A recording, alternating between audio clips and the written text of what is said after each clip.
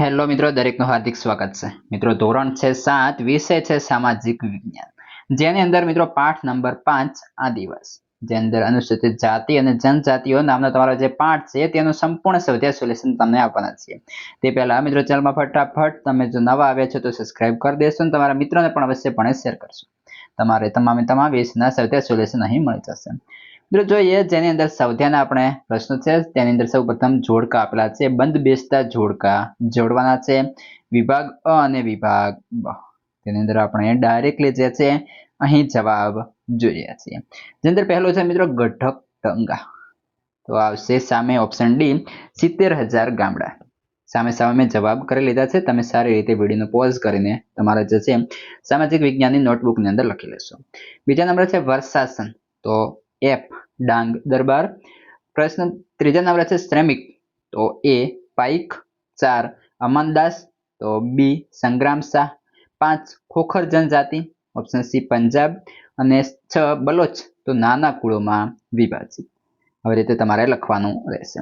ત્યારબાદ જોઈએ પ્રશ્ન 2 તરફ, જેની અંદર મિત્રો આપણે જોવા જઈએ તો પહેલો પ્રશ્ન છે મુલતાન અને સિંધમાં ખાલી જગ્યા અને ખાલી જગ્યા જાતિઓનું અધિપત્ય હતું, તો પહેલામાં આવશે લંકા, બીજામાં આવશે અર્જુન। બીજા નંબરે આગળ જોવા જઈએ અહમ ભાષામાં રચવામાં આવેલી ખાલી જગ્યા ઐતિહાસિક કૃતિ હતી, તો બુરજી। ત્યારબાદ ત્રીજા નંબર છે જનજાતિઓના સભ્યો ખાલી જગ્યા પ્રથાથી એકબીજા સાથે જોડાયેલા હતા, તો આવશે મિત્રો કબીલાઈ। ત્યારબાદ છે આગળ પ્રશ્ન 3, જેની અંદર જોઈએ નીચેના વિધાનો ખરા છે કે ખોટા તે જણાવવાના રહેશે। તેમાં પહેલો છે અકબરના સેનાપતિ માનસિંહ ચેર જાતિ પર હુમલો કરી વિજય મેળવ્યો હતો, તો સાચું। બીજા નંબર છે ગુજરાતમાં મીજો, અહમ અને ખોખર જેવી જનજાતિઓ વસે છે, ખોટું। 3 ગોંડ લોકો તોપનું નિર્માણ કરી શકતા હતા, ખોટું। દક્ષિણ ભારતમાં વેતર, કોરાગ અને સારવાર જાતિના લોકો વસતા હતા, તો સાચું। પ્રશ્ન 4, નીચેના પ્રશ્નોના ઉત્તર આપો। પહેલો પ્રશ્ન છે આદિવાસી સમુદાયનું જીવન કઈ બાબતો પર નિર્ભર હતું? જવાબ, આદિવાસી સમુદાયનું જીવન શિકાર, એકઠી કરેલી વન્ય પેદાશો, સ્થાનિક ખેતી, પશુપાલન, કલા કૌશલ્યથી બનાવેલી સાધન સામગ્રી વગેરે બાબતો પર નિર્ભર હતું। જોઈએ પ્રશ્ન 2, જનજાતિઓમાં જોવા મળતો સામૂહિકતાનો સિદ્ધાંત સમજાવો। ઉત્તર, સામૂહિકતાનો સિદ્ધાંત સામૂહિક જીવન પર આધારિત છે। સમૂહમાં રહેવું, સમૂહમાં કામ કરવું અને ઉત્પાદનની સમૂહમાં વહેંચણી કરવી સામૂહિકતાના સિદ્ધાંતનું દર્શન છે। પ્રત્યેક જનજાતિના સભ્યો કબીલાઈ પ્રથાથી એકબીજા સાથે જોડાયેલા હતા, એટલે કે તેઓ સમૂહમાં રહેતા। જનજાતિના લોકોની જમીનની માલિકી સંયુક્ત હતી, એ જમીન પર તેઓ કામ કરીને જે પેદાશો ઉત્પન્ન કરતા તેની વહેંચણી પોતાના બનાવેલા નિયમો મુજબ પરિવારોમાં કરી લેતા હતા। આમ જનજાતિના લોકોનું જીવન સામૂહિકતાના સિદ્ધાંત પર આધારિત હતું। આ ઉપરાંત તેમનું જીવન સામૂહિક સ્વરૂપનું હોવાથી તેમની અર્થવ્યવસ્થામાં પણ સામૂહિકતાનો સિદ્ધાંત જોવા મળે છે। જોઈએ પ્રશ્ન 3, અહોમ સમાજ સુસંસ્કૃત સમાજ હતો, આવું શાના આધારે કહી શકાય? ઉત્તર, અહોમ સમાજ કવિઓ અને વિદ્વાનોને જમીનનું દાન આપતો હતો। સમાજમાં નાટ્ય પ્રવૃત્તિને પ્રોત્સાહન આપવામાં આવતું હતું। એ સમયે સંસ્કૃતની મહત્વની સાહિત્યિક રચનાઓનો અહોમ ભાષામાં અનુવાદ કરવામાં આવ્યો હતો।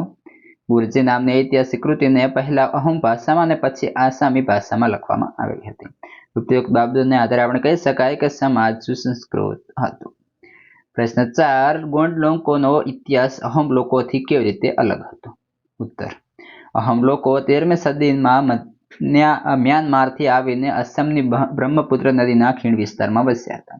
તેમણે ભૂસ્વામી અથવા જમીનદારની જૂની રાજકીય વ્યવસ્થાને બદલીને નવા રાજ્યની સ્થાપના કરી હતી।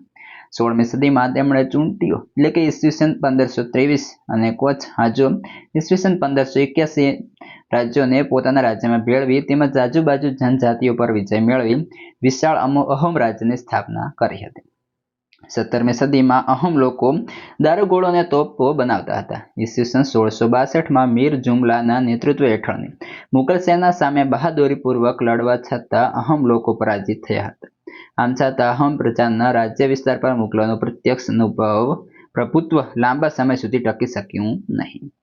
ગોંડ લોકો ભારતના ગોંડવાન નામના વિશાળ વન પ્રદેશમાં રહેતા હતા। તે ભારતની જ પ્રાચીન જનજાતિઓની પૈકીની એક છે। તેઓ સ્થળાંતરિત ઝૂમ ખેતી કરતા હતા। તેઓ નાના કુળોમાં વહેંચાયેલા હતા। વિશાળ ગોંડ લોકો જનજાતિમાં દરેક કુળનો એક રાજા હતો. અકબરનામામાં જણાવે છે કે ગઢકટંગા ગોંડ રાજ્યમાં 70,000 જેટલા ગામડા હતા. ગઢકટંગાના પતન બાદ નિર્બળ બનેલું ગોંડ રાજ્ય શક્તિશાળી બુંદેલો અને મરાઠાઓના આક્રમણ સામે ટકી શકે નહીં. આમ ગોંડ લોકોનો ઇતિહાસ અહોમ લોકોથી અલગ હતો. મિત્રો, આ હતું તમારું સંપૂર્ણ સોલ્યુશન. હવે અન્ય વિષય અન્ય ચેપ્ટર્સનું સોલ્યુશન આપણે ચેનલ પર મિત્રો મળી જશે. આ વિડીયો તમારા મિત્રોને પણ શેર કરી દેશો.